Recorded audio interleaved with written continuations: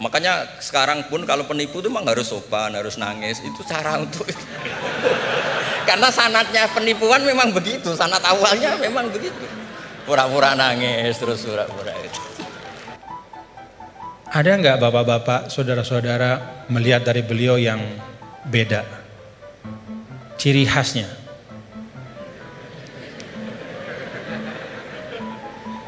Ciri khasnya beliau itu gini. Tapi hari ini ikroman li rektor, jadi rambut gak kelihatan. Jadi saya lagi mikir-mikir ini naruh topi begini tuh ada sanatnya gak beliau? Kita mau tahu dari beliau ya. Apa yang beliau sampaikan itu menegaskan ungkapan wa'tul buyuta min abwabiha. Masuklah ke rumah melalui pintunya. Kalau kita ingin belajar Al-Quran itu ada jalannya, ada pintunya. Tadi beliau sudah sampaikan, ada tafsir Al-Quran bil Quran, ada riwayat, kumpulan riwayat ya. Bahkan Al-Quran juga menegaskan sebagian satu sama lain itu saling memperkuat, saling membantu. Jadi kalau kita misalnya bertanya-tanya, wa man a'rada an dzikri fa inna lahu ma'isyatan dhanka wa nahsyuruhu yaumal qiyamati a'ma. Kata zikri itu maksudnya apa gitu? Karena kata zikr itu kan dalam Al-Quran luas ya. Apakah zikr itu adalah zikrullah, subhanallah, alhamdulillah, wa la ilaha illallah. Sehingga ayat itu artinya siapa saja yang berpaling dari mengingat Allah, maka hidupnya akan menjadi sempit, akan sumpek, akan resah. Atau zikri di situ maknanya adalah Al-Quran ya. Sehingga artinya adalah barang siapa yang memalingkan dirinya dari pesan-pesan Al-Quran, maka hidupnya akan disorientasi. Bagaimana kita mengambil pilihan di antara dua makna? Nah kita lihat. Qala rabbi lima hasyaratini amma wa qad kuntu basira qala kadzalika atatka ayatuna fanasitaha wa kadzalikal yauma tunsa. Lalu orang itu mengatakan di akhirat, ya Allah, bagaimana mungkin kok saya dibangkitkan dalam keadaan buta padahal di dunia saya melihat. Kemudian Allah mengatakan qala kadzalika, itu balasan yang setimpal, atatka ayatuna fanasitaha. Telah datang kepadamu ayat-ayat kami lalu kau lupakan. Nah, dari ayat ini maka ulama menafsirkan kata zikri, oh yang dimaksudkan dengan zikri itu adalah ayatuna, yaitu Al-Quran. Nah ini yang disebut dengan Al-Quran yufassiru ba'duhu ba'duhu, dia saling menafsirkan. Baik itu penafsirannya datang segera setelahnya, ataupun di ayat-ayat yang lain seperti yang Al-Mukarram Ki Haji Bahauddin sampaikan. Ada yang di bagian yang lain, baik itu secara nas, secara sharih, ataupun secara dilalah, secara tunjukkan isyarat. Ketika misalnya Nabi Adam alaihissalam, Allah Ta'ala sampaikan Fatalaqa Adam min rabbih kalimat. Allah Ta'ala memberikan Adam menerima dari Tuhannya kalimat. Fataba alaih. Dengan sebab kalimat yang dia ucapkan itu Allah ampuni dosanya, kekeliruannya. Apa kalimat itu? Oh ada di ayat yang lain. Rabbana zalamna anfusana wa illam taghfir lana wa tarhamna lanakunanna minal khasirin. Itu pintu memahami Al-Quran. Tadi Gus Bah bilang sampaikan ada pintunya. Baik itu pintunya adalah riwayat-riwayat dari Al-Quran, dari hadis juga beliau sampaikan tadi. Al-Quran gak dibiarkan sendiri oleh Rasul, tapi didatangkan hadis untuk menyempurnakan. Bahkan ketika dulu ada orang ya, yang mengatakan ini bukan zaman sekarang, zaman dulu sekali. Ba'das sahabah, zaman tabi'in. Saya lupa, mungkin Gus Bah yang ingat riwayatnya secara persis. Ada yang datang kalau tidak salah kepada Al-A'mash, seorang imam besar namanya Al-A'mash. Lalu orang itu mengatakan, ya imam, kenapa kita capek-capek Anda ajak kami untuk baca hadis? Kenapa Anda ajak kami untuk mendiskusikan hadis panjang-panjang? Bukankah sudah ada Al-Quran di tengah-tengah kita? Ngapain lagi? Apa kata Amash? Ya ahmaq. Pak, atajidu, apakah kamu temukan dalam Al-Quran itu ada sholat 5 waktu secara terperinci? Gak ada. Nabilah yang menegakkan amanah untuk menjelaskan. Sholat 5 waktu itu kayak apa, banyak rakaatnya seperti apa, waktunya gimana, kaifiyatnya seperti apa. Bahkan sebelum sholatnya pun Nabi ajarkan isbagul wudunya kayak apa. Bahkan tidak hanya yang wajib-wajib dalam wudu, Madmadah istinsyaknya pun, kumur-kumurnya masukin air ke hidung, semua diajarkan sama Nabi. Maka A'mash mengatakan dari sisi ini Al-Quran lebih butuh kepada hadis daripada hadis kepada Al-Quran. Dari sisi bahwa hadis itu menguraikan, menjelaskan dan menyempurnakan, menambahkan, melengkapi bahkan yang tidak ada di Al-Quran.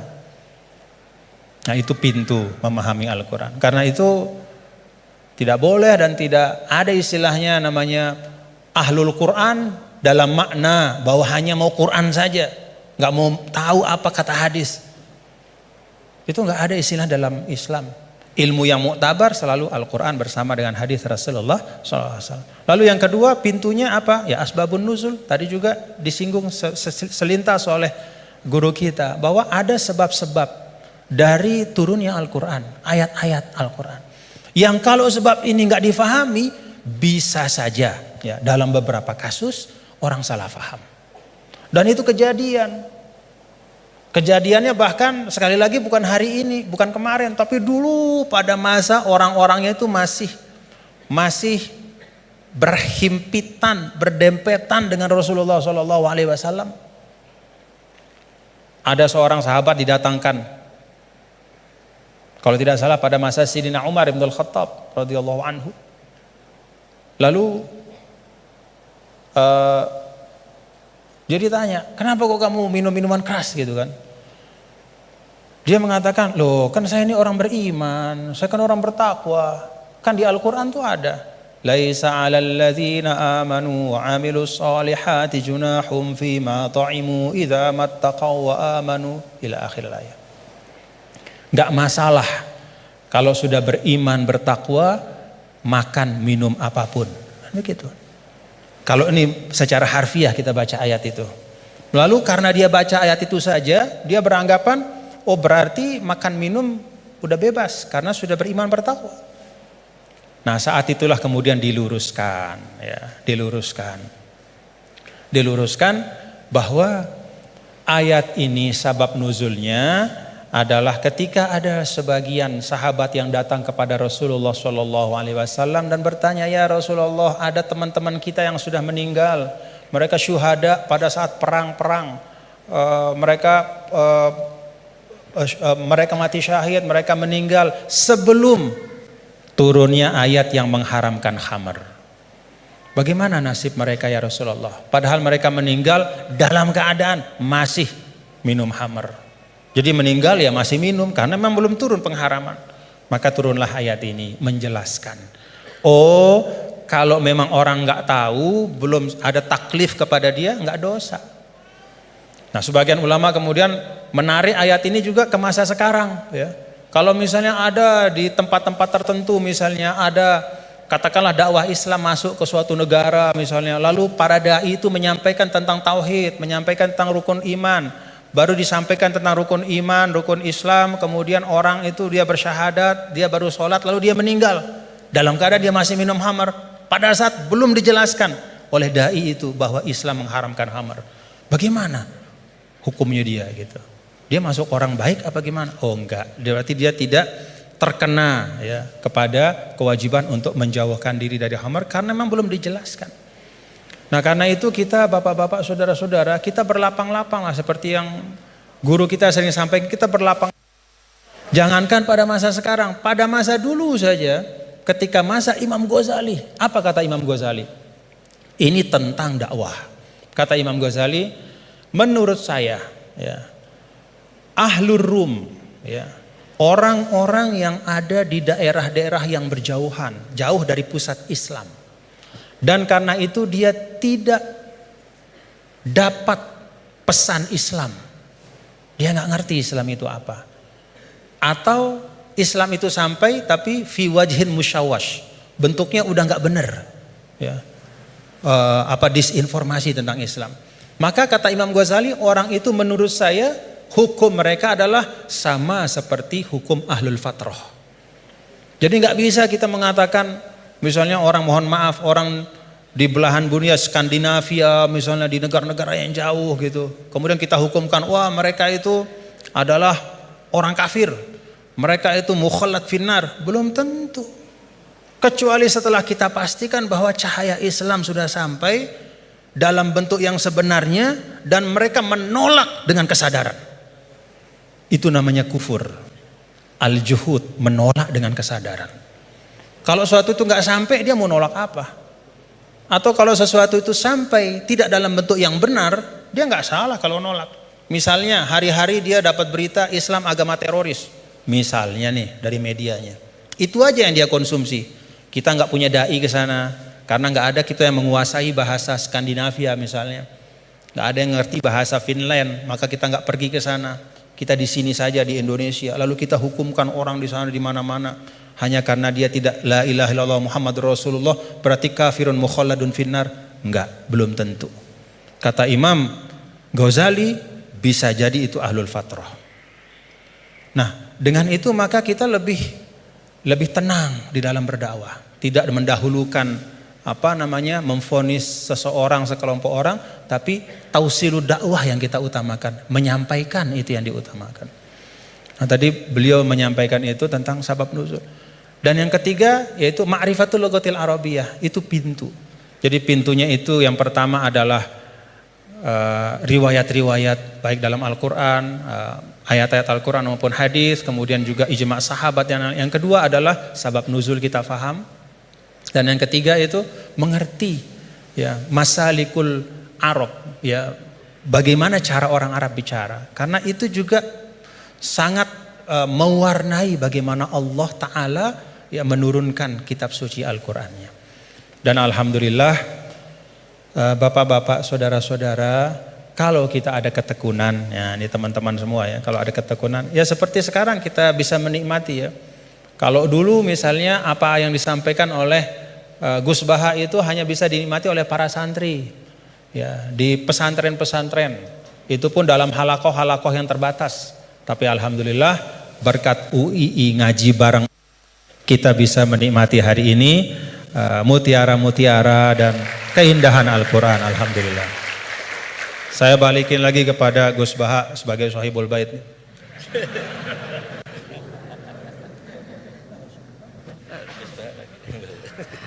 Bismillahirrahmanirrahim. Meneruskan konstruksi ayat ya. Misalnya begini, Anda jangan langsung menyalahkan Nabi Adam. Saya ini sering kampanye untuk membela Nabi Adam, karena banyak kiai yang cerita Nabi Adam itu salah melulu. Nanti kan kita di surga kan nggak perlu ngajukan kredit, nggak perlu punya istri cantik yang minta ke mall, karena kelebihannya bidadari itu cantik, tidak minta belanja. Sudah gitu di madu juga nggak protes. Tapi kalau di dunia itu sudah minta belanja, di madu protes. Jadi, tapi kenapa Nabi Adam akhirnya keluar dari surga dan kita menyalahkan hanya demi kepentingan supaya tadi punya istri cantik, tidak minta uang apa? Belanja dan boleh dipoligami mau maksudnya.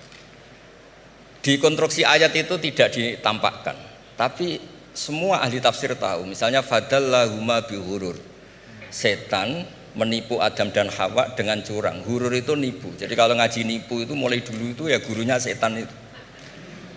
Jadi Nabi Adam itu di surga dengan penuh limpahan anugerah. Buah apa saja ada, makanan apa saja ada, enggak bayar. Tempat mewah leg juga enggak bayar. Kalau Anda di hotel leg sedikit aja bayarnya minta ampun. Akhirnya setan itu pura-pura nangis terseduh-seduh. Akhirnya Nabi Adam menghampiri. Kenapa kamu nangis? Saya ini iba sama kamu, kasihan. Nikmat yang begini nikmat, pada akhirnya Anda ini mati. Karena Anda manusia, pasti mati. Kasihan sudah senikmat ini kemudian Anda mati. Pura-pura nangis, jadi lama ya nangis, acting itu. Akhirnya Nabi Adam tanya, lalu solusinya gimana? Terus setan tinggal numpangi. Hal adulluka ala syajaratil khuldi wa mulkil la yafla. Kamu mau tak kasih vitamin, makan pohon khuldi. Nanti kalau kamu makan itu terus abadi. Jadi terus setan, Nabi Adam mulai ragu ya, tapi Allah melarang saya makan pohon khuldi itu, syajaratul khuldi itu. Kamu tidak usah cari tafsirnya, itu anggur, apa ketela, apa duren, itu namanya orang kurang penggawean itu. Itu gak penting. Ketika Allah tidak jelaskan detail itu berarti detailnya itu tidak penting. Kamu sok penting nyari itu apa itu. Allah saja tidak menjelaskan, kok kamu yang manusia mau menjelaskan. Akhirnya Nabi Adam tanya, apa betul Allah itu melarang saya makan itu? Terus Allah cerita, wa qasamahuma inni lakuma laminan nasihin. Terus setan itu cerita, demi Allah saya tahu info terbaru bahwa sekarang nggak apa-apa. Jadi hukum terbaru itu. Singkat cerita Nabi Adam makan. Ketika makan, berarti setan salah karena menipu Nabi Adam, Adam salah karena makan pohon khuldi tadi. Apa yang terjadi? Allah manggil Nabi Adam. Adam, kenapa kamu makan itu? Bukankah pohon-pohon yang lain, buah-buah yang lain itu cukup? Kenapa kamu makan yang saya larang itu? Terus jawab Nabi Adam ini yang unik, yang kita harus bela Nabi Adam ila yaumil qiyamah. Wa izzatika ya Rabbi ma adzunnu anna ahadan yahlifu bika kadziban. Demi kehormatanmu ya Allah, ketika engkau disebut oleh setan, saya tidak pernah mengira ada orang berani mencatut nama engkau kemudian dia bohong. Loh, ini contohnya Pak Fajar ini. Sama temannya yang paling sering bohong itu dia nggak percaya, tapi meskipun sering bohong kalau dipanggil Pak Rektor, ngecek ulang apa enggak? Kalau kalimatnya dipanggil Pak Rektor, pasti nggak ngecek ulang. Meskipun teman yang sering bohong pasti langsung nyari Pak Rektor. Saya misalnya sebagai murid Mbah Maimun punya teman yang sering bohong sekalipun, terus bilang Gus dipanggil Mbah Maimun, pastilah langsung ke sana. Karena disebut nama itu orang sudah tidak berpikir jelimet. Ketika engkau disebut ya Allah, saya tidak pernah ngira ada orang mencatat nama engkau kemudian dia bohong. Sehingga Allah itu haru sama Nabi Adam. Makanya Nabi Adam itu diusir.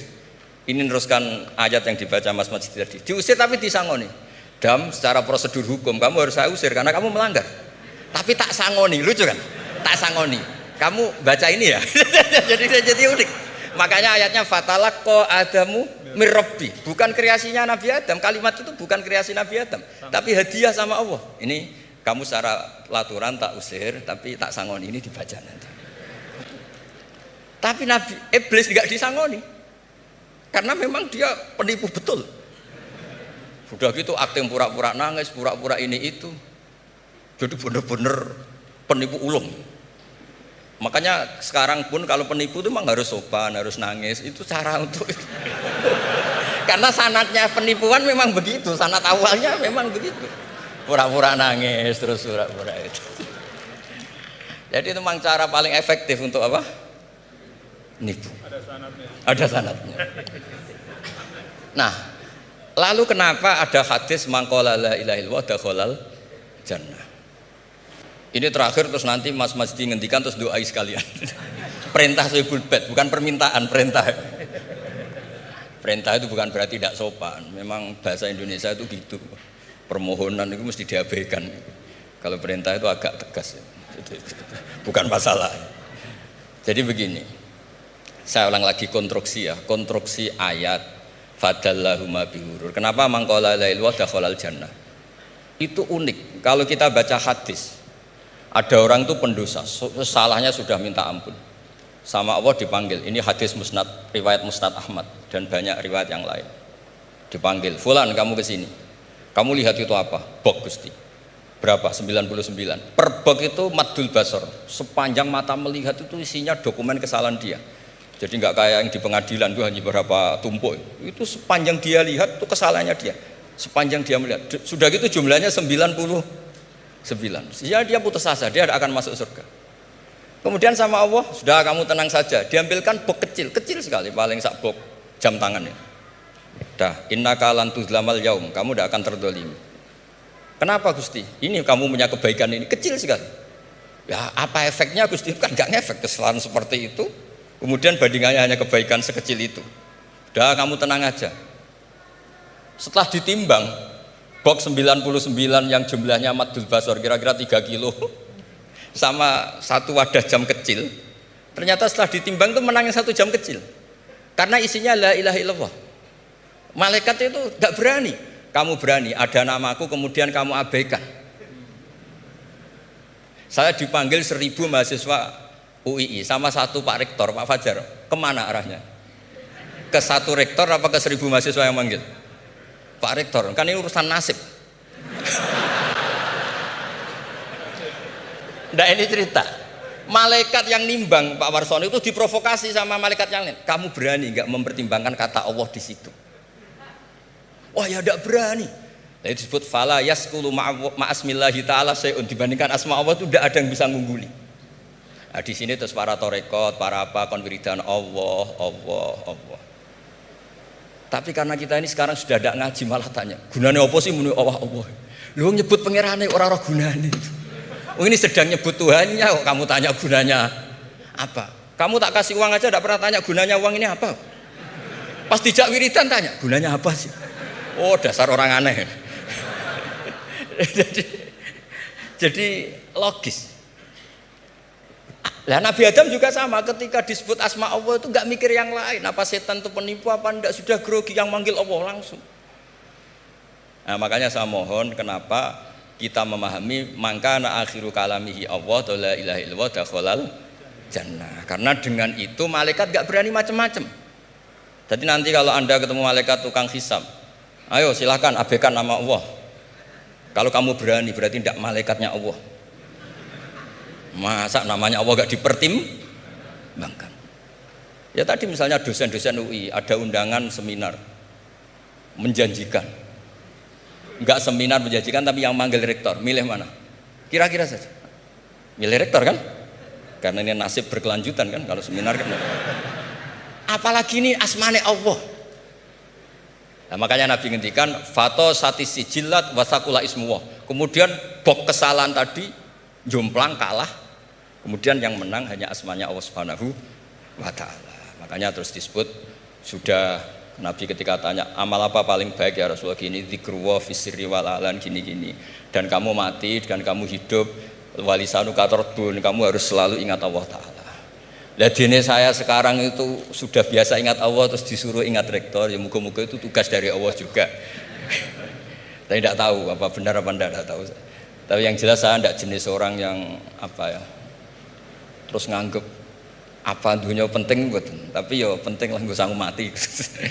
Tapi yang jelas supaya sampean ngerti madhab saya, karena ini ngaji dan saya punya niat baik, maka saya ungkapkan cara berpikir saya. Jadi sampean tidak usah kaget. Mungkin namanya kan mengabaikan kesalahan, cara berpikir nggak gitu. Kita punya riwayat sahihah bahwa ketika malaikat mengabaikan semua kesalahan ini karena nggak berani memperbandingkan asmane Allah dengan yang lain. Makanya disebut di akhir hadis fala yaskulu ma'asmillahi ta'ala sayun. Ketika sudah nyebut Allah harus dianggap selesai. Nggak boleh habis nyebut Allah mau mati kredit, nggak boleh. BPKB di bank ini nggak boleh. Nanti akhir hayatnya bilang BPKB bukan Allah. Nggak harus kata Allah itu mengunci. Disebut akhiru kalami. Lah kalau sampean tanya kenapa itu menjadi penting? Karena tadi malaikat tidak akan memperbandingkan Allah dengan yang lainnya. Makanya ketika ulama-ulama sufi, kalau kamu habis salah istighfar, nanti di sohifah kamu akan ditulis habis salah. Terus di belakang ditulis, tapi setelah itu dia bilang astagfirullahaladzim. Nanti malaikat tinggal aja kamu teror. Kamu mempertimbangkan Allah apa yang itu? Ini tak ajarin. Kalau tepak ya kamu didengar, kalau tidak malah digebuki. Tidak tahu saya. Tapi itu ijazah resmi ini hari ini. Hadisnya akurat. Ijazah. Nggih ngoten mawon kok nek kesuwen kepinteran nyanyi kula. Assalamualaikum warahmatullahi wabarakatuh.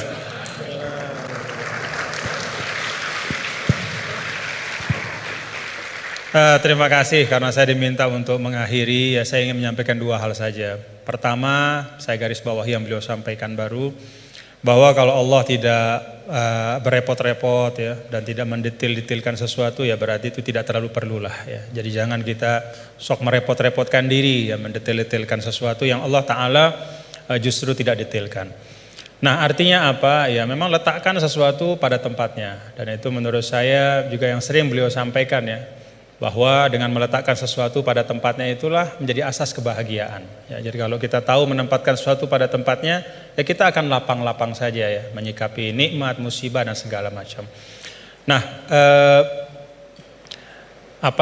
kalau kita lihat nih, pertanyaannya apa sih yang dipentingkan oleh Allah dalam Al-Quran? Ya, kalau kita lihat, ya tentu Allah Ta'ala yang maha tahu apa-apa yang paling penting, yang paling utama, ya pokok-pokok akidah, kemudian pokok-pokok ritual ibadah. Tapi kalau kita menggunakan pendekatan kuantitatif ya, Salah satu yang sangat dipentingkan oleh Allah dalam Al-Quran adalah ranah muamalah. Jadi ranah muamalah itu luar biasa dipentingkan oleh Allah dalam Al-Quran. Ya kalau kita lihat misalnya dari sisi panjang pendeknya ayat saja, 282 Al-Baqarah itu ayat paling panjang dalam Al-Quran adalah tentang transaksi hutang piutang. Ya itu muamalah. Dan salah kalau kita misalnya menanggapi atau mempersepsi bahwa urusan utang piutang itu urusan dunia belaka. Enggak. Ya buktinya Gus Bahak tadi nyampaikan beberapa hal tentang utang piutang dalam mengaji barang ini. Berarti sesuatu yang penting. Nah dalam ayat itu juga disampaikan di akhir ayat tentang hutang piutang itu apa? Wattaqullah wa yu'allimukumullah. Wattaqullah wa yu'allimukumullah. Jadi bahwa muamalahmu, transaksi keuanganmu, hutang piutangmu, hal ihwal tentang keuangan itu menyangkut takwa juga gitu. Itu menyangkut takwa juga. Itu bagian dari ekspresi bertakwa kita. Hutang yang benar, menulis dengan baik, membayarnya juga dengan baik, berhutangnya pun kalau memang betul-betul butuh dan seterusnya. Dan banyak lagi di dalam Al-Quran ayat tentang muamalah. Nah saya sering sampaikan ya, bapak-bapak saudara, kalau kita misalnya menggunakan pembagian yang walaupun kita bisa perdebatkan lah ya tentang validitasnya 100%, tapi ada pembagian yang sederhana oleh para ulama. Pertama, dalam Islam itu ada disebut dengan ruang akidah, ya. Yang kedua ruang ritual ibadah, dan yang ketiga adalah ruang muamalah. Semuanya itu tentu dalam makna semuanya hidup adalah ibadah, tapi kalau dibagi ruang akidah itu terkait dengan rukun-rukun iman kita, keyakinan-keyakinan pokok. Itu sifatnya tauqifi, nggak boleh dikreasikan. Jadi apa yang Allah Ta'ala sampaikan, yang berikan, ya seperti tadi disangoni Nabi Adam, fatalaqa Adam berkalimatin fataba alaih. Ya Rabbana zolamna, ya itu sudah sangon dari Allah. Ya iman itu ya kayak begitu. Kita disangoni, diberikan, ditegaskan, dibatasi. Lalu ritual ibadah juga sama, sifatnya tauqifi. Nah pada saat muamalah itu sifatnya beda. Sifatnya itu ijtihadi ibada'i. Jadi sifatnya itu kita dikasih prinsip oleh Allah, ruang muamalah kehidupan ini, namanya sosial, politik, budaya, ekonomi, ya, kita diberikan prinsip, tetapi perinciannya itu diserahkan kepada kita. Bagaimana kita memprosesnya supaya bisa menghadirkan kemanfaatan dan kemaslahatan untuk semua, tanpa menghilangkan prinsip-prinsip itu. Nah jadi kalau kita dalam konteks misalnya yang beliau sampaikan tadi, ya semua hal-hal yang ada ini selain daripada akidah dan ritual ibadah itu kan muamalah. Maka prinsipnya adalah kita saling melengkapi gitu. Dan saling mengisi dalam kebaikan. Nah, kemudian yang kedua, yang terakhir, ulama juga mengatakan begini. Ketika kita belajar Al-Qur'an, maka kita juga belajar tentang lawazimul makna atau lawazimul faham. Ada satu kefahaman dari ayat. Nah, konsekuensi dari kefahaman itu apa? Ya, nah itu beliau tadi juga sudah sampaikan berulang kali. Kalau kita misalnya, ini satu ilustrasi saja. Ya ayyuhalladzina amanu idza qumtum ilas salati faghsilu wujuhakum wa aydiyakum ilal marafiq wamsahu bi ru'usikum wa arjulakum ila akhir ayat. Wahai orang beriman, kalau ingin masuk ke dalam sholat, hendak sholat, maka ambil air wudhu. Basuhlah muka dan seterusnya sampai akhir ayat. Secara fikih, ya tadi beliau sering mengajarkan kita, secara fikih ini tentang kewajiban kita berwudu dengan prosesinya. Tapi ada lawazim dari ayat ini. Apa lawazim dari ayat ini? Kalau kita bicara wudu, kita bicara sumber daya air.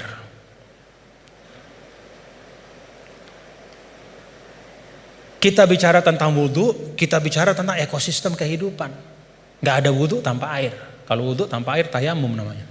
Gak ada wudu tanpa air. Maka apa arti lawazim dari ayat ini? Jaga sumber daya air itu.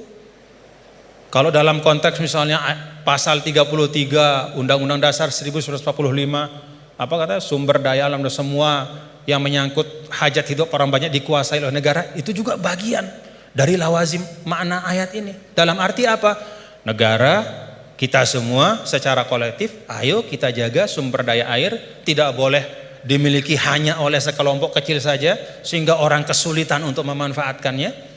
Dan pada ujungnya jangan-jangan nanti bisa orang kesulitan untuk menegakkan sholat karena nggak bisa wudhu, karena sumber daya air itu dikooptasi oleh kelompok tertentu misalnya.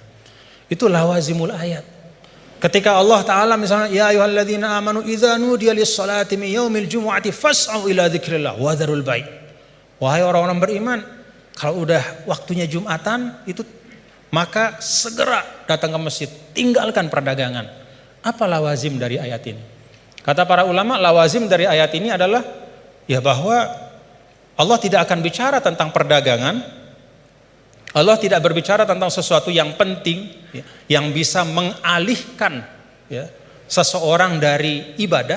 Ya. Kan di sini diletakkan orang kalau terlalu cinta berdagang, ya, maka dia nggak mau ninggalin bisnisnya untuk sholat gitu. Karena time is money. Bagi dia 5 menit ketika sholat itu kalau udah transaksi entah berapa duit misalnya gitu.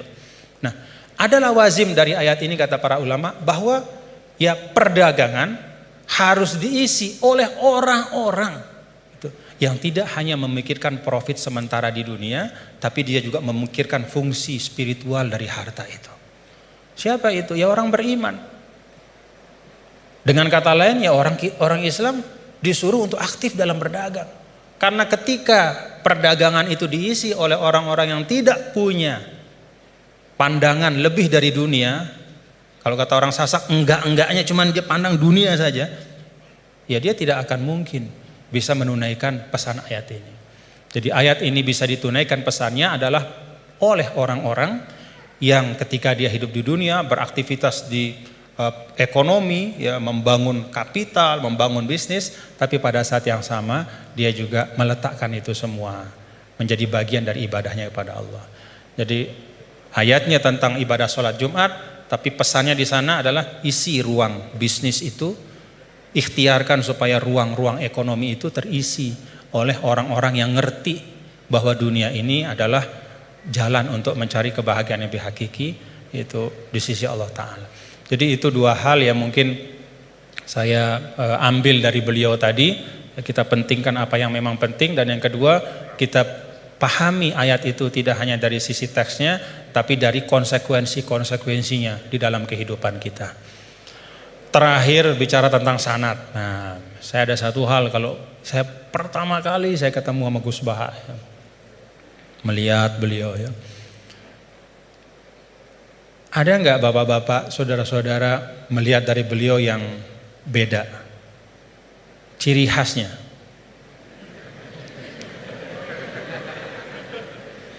Ciri khasnya beliau itu gini.